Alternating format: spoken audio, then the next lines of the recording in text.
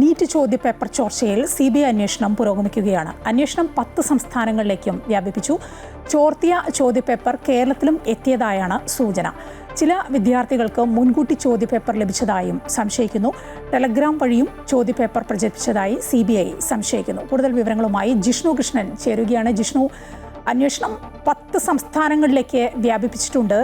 ഈ ചോർത്തിയ ചോദ്യപേപ്പർ കേരളത്തിലും എത്തിയതായി വിവരങ്ങൾ വരുന്നുണ്ട്. അതുമായി ബന്ധപ്പെട്ട അന്വേഷണങ്ങൾ അത് എങ്ങനെയാണ് മുന്നോട്ട് പോകുന്നത്?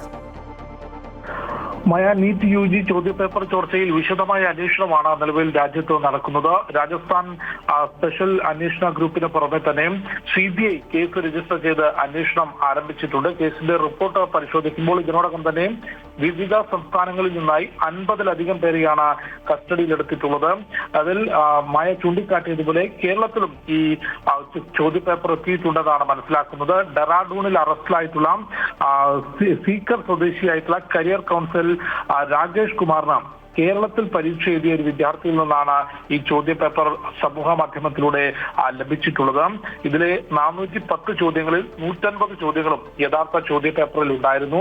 പരീക്ഷയ്ക്ക് തൊട്ട് മുൻപുള്ള ദിവസങ്ങളിലാണ്, അതായത് പരീക്ഷയ്ക്ക് 2 ദിവസം മുമ്പ് മുതലാണ് ഈ മാതൃകാ ചോദ്യപേപ്പർ ഒരു സംഘം വിൽപ്പന ആരംഭിച്ചത്. 2 ലക്ഷം മുതൽ 50,000 രൂപ വരെയൊക്കെയാണ് ഈ ചോദ്യപേപ്പർ വിൽപ്പന നടത്തിയതെന്ന് കണ്ടെത്തിയിട്ടുണ്ട്.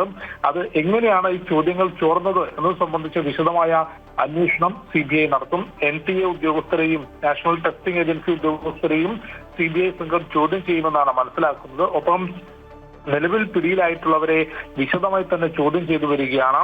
ഇതിൽ ഉത്തരം എഴുതി നൽകുന്ന, പരീക്ഷയ്ക്ക് പകരം ആളുകളെ ഇരുത്തി ഉത്തരം എഴുതി നൽകുന്ന ആളുകൾ വരെ പോലീസിന്റെ പിടിയിലായിട്ടുണ്ടെന്നാണ് മനസ്സിലാക്കുന്നത്.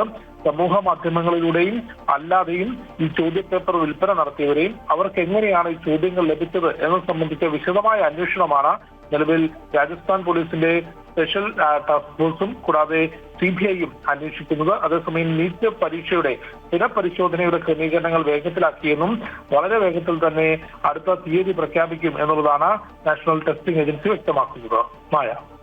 ശരി, ജിഷ്ണു കൃഷ്ണനാണ് വിവരങ്ങൾ നൽകിയത്. നീറ്റ് ചോദ്യപേപ്പർ ചോർച്ചയിൽ CBI അന്വേഷണം പുരോഗമിക്കുകയാണ്. ചോർത്തിയ ചോദ്യപേപ്പർ കേരളത്തിലും എത്തിയതായാണ് സൂചന.